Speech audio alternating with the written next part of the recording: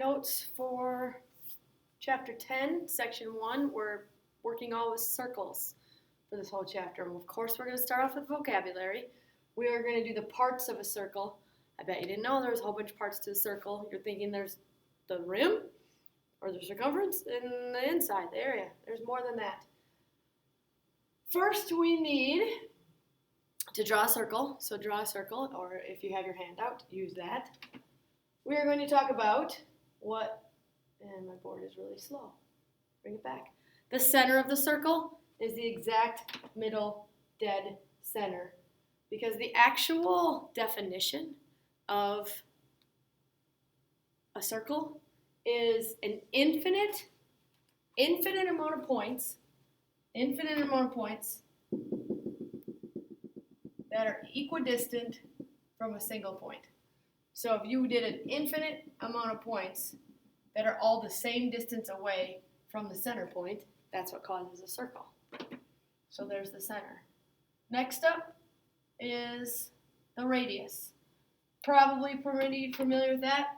Radius is also considered that distance between the center and those equidistant points. So no matter where you drew it, they would all be the same. The diameter of the circle, actually let's label these as we go. We'll go with center C,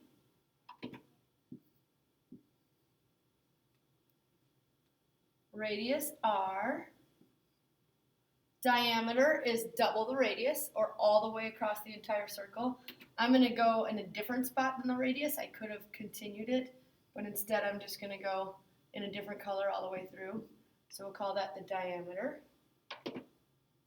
Has to go through the center. If it doesn't go through the center, it's not a diameter. If it doesn't go through the center, it's called a chord. A chord has an endpoint, and you may want to write this down. Endpoint, actually I'll do it in purple. How fun is this, watching it not right? That's what I was afraid of. Endpoints are on the circle. If you have a chord, it's two endpoints. It's a segment whose endpoints are on the circle. So technically, a diameter is a chord. It's the biggest chord you could possibly have. But all these other spots also are chords. And then a secant. A secant does not have endpoints on the circle. It can be a segment, it can be a ray, it can be a line. A secant goes all the way through the circle. So it does not end here and here. It continues on. And like I said, this could be a line, could be a segment, could be a ray. Doesn't matter as long as it goes all the way through on both. And a tangent touches the circle only once, intersects the circle only once, which means it can't be in here because it would keep on going. It has to just barely touch. It has an intersection, and I'll call that the tangent. It intersects the circle only once. The chord intersects the circle twice, one on each endpoint. Secant also intersects the circle twice, but not at its endpoints. If you want to write any more of that down, you certainly may. And that a tangent intersects it only once. In my mind, kind of weird that they call it the tangent. We already have sine, cosine, and tangent with trigonometry, but then they call this a tangent also. But that's your vocab that you're going to need for circles. Next up, how do we name a circle? Naming circles, segments. If you're going to name the actual circle, this circle itself is called circle with a dot, so it doesn't look like an O. Circle C, you always name it by its center point. So the whole circle is called circle C. Segment AC, if you start at A, go to C, that's a radius. Segment AB, specifically, since it starts and ends on the endpoints, it's a chord, But because it goes through the center, very specifically, which chord is it? It's the diameter. This time they gave you a ray, if you can see that, it's ray DE. Ray DE, if I start at D and I go through to E, doesn't matter if it's a line segment or a ray, it only intersects the circle at one point, which makes it a tangent. And line AE goes all the way through. Make that guy green, maybe. Line AE goes all the way through, intersects the circle in two different points, which makes it a secant.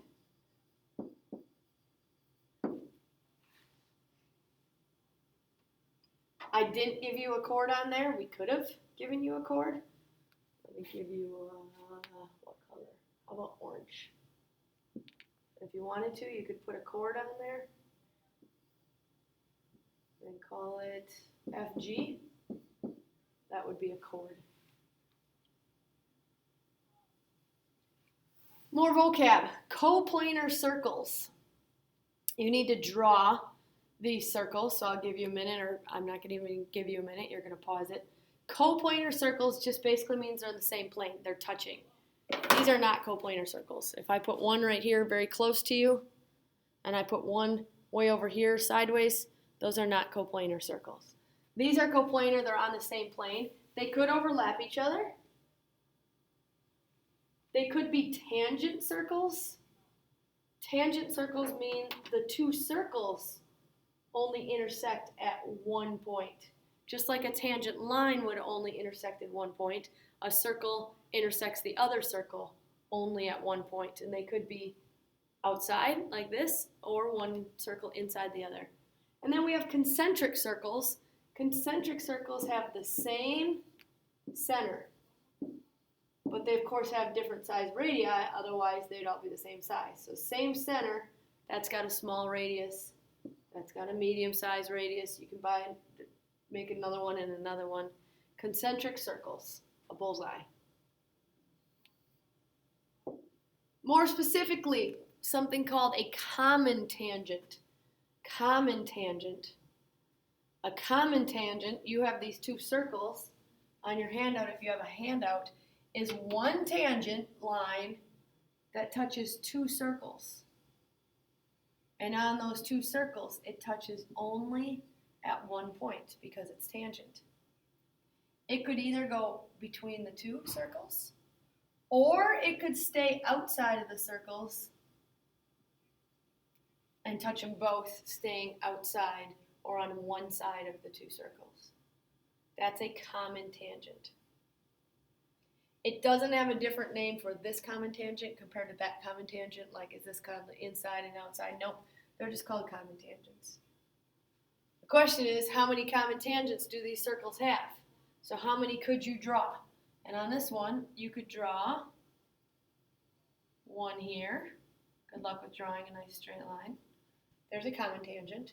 But you could also draw it through this way. Two common tangents.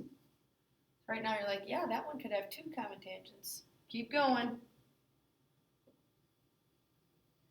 Oops, I missed. Three common tangents. Maybe. There. And four common tangents. So if two circles are spaced out with space in between, then you could have four common tangents on them. But if the circles are overlapping each other, there's no room to put a common tangent in between, so you're going to end up with only these two external common tangents. So that one only has two. This one wants you to touch both circles in one spot. Well, if you touch this circle, it's going to go through the other in more than one spot. And if you touch the outside circle only once, you'll never get to the inside circle. Therefore, this one, any concentric circles have zero common tangents.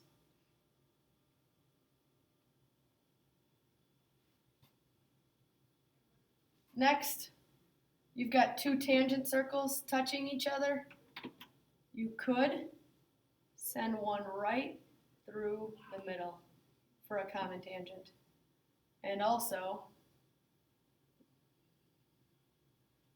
one on each external. So that one could have 3.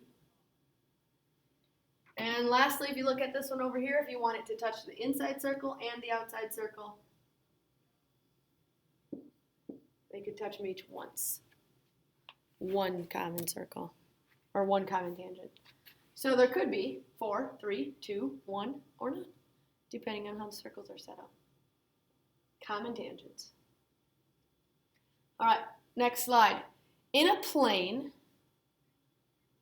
a line is tangent to a circle if and only if the line, blue, is perpendicular to a radius, red, of the circle at its endpoint on the circle. Here's where the radius ends. Here's where the blue line is, tangent. If that's perpendicular, then no matter what, it's always going to be tangent. If the line is tangent, remember our if and only if from way back in the beginning of the year. If and only if. If the line is tangent, then it's perpendicular. Or if it's perpendicular, then it's tangent. Makes a right angle, which means we're probably going to make some right triangles. Even in a unit all about circles, we still get to do triangles. Triangles don't ever go away. All right, it's asking you, is segment ST tangent to circle P? And you might look at it and be like, yep, looks tangent to me. We can't go by looks in geometry. If it's perpendicular to the radius, then it's a tangent. How do we know if this is perpendicular? If this is a right angle, if this is a right triangle. Pythagorean theorem converse. If a squared plus b squared equals, we don't know if it equals, c squared. If a squared plus b squared equals c squared, then we can know that, yep, it's a right triangle. If not, it's either acute or obtuse, and it's not going to work. 35 squared plus 12 squared is 1369. 37 squared is 1369. And this is your proof that, yes, it is tangent, not just by looking at it. All right, this one you're going to be asked to find the radius. It's a little bit more difficult of a problem to do. Not terrible, just takes a little bit longer compared to if we have these tangent segments. We've got 3 problems left. So let's work first with AD is tangent, and we know for sure that it's tangent because they did give us already the right angle. So we know a squared plus b squared equals c squared. This would be a piece of cake if we were just looking for this radius. And we knew that this distance was like 70. But we don't. We don't know this radius at all. So we have to go a squared, and I'm going to name it r, because that's our r, a squared, plus b squared equals, and I'm going to color this purple, red and blue make purple, c squared, but c squared is 50 plus r squared, which is not 50 squared plus r squared. Don't do that ever in your lifetime. You can't distribute an exponent. Distributive property only works with math. You can't put a squared on the 50 and on the r. So you might be like, yeah, but then what do we do? I'll tell you what we do. Let's clean this up. R squared plus 6,400 equals, and by cleaning this up, instead of 50 plus r squared, it's 50 plus r times itself. Squared means anything times itself. And we get to go back to algebra. You guys all liked algebra better than geometry anyway. And you get to FOIL this. Double distributive property for 2 binomials. 50 times 50 is 2,500 plus 50r. First, outside, inside, plus 50r again. And last is r squared. Looks fun, doesn't it? But it's a pretty quick cleanup. And what I mean by quick cleanup, if you have an r squared over there and you have an r squared over here and you subtract them from both sides, they're gone. We don't have to work with a quadratic. And if you have a 6,400 over there and a 2,500 over there, we might as well put them together because they're like terms. And we'll get 3,900. Does that work? Equals 50 plus 50 is 100. So we're combining like terms. Divide by 100 on both sides, and you find out that r equals 39. Our radius is 39. And you might be like, wait, is that right? Could my radius be 39? Let's check it. If this is 39, is a squared plus b squared equal to c squared? And if it is, of course, then we know we did it right. 7921 and 7921. So, yep, we know we did it right. Last two problems. A tangent segments. So I have two tangent segments. We only drew the segments. We didn't keep going and make a full line out of them, but you could. From a common external point. There's an external point. If they're both tangent and they're an external point, then they are congruent.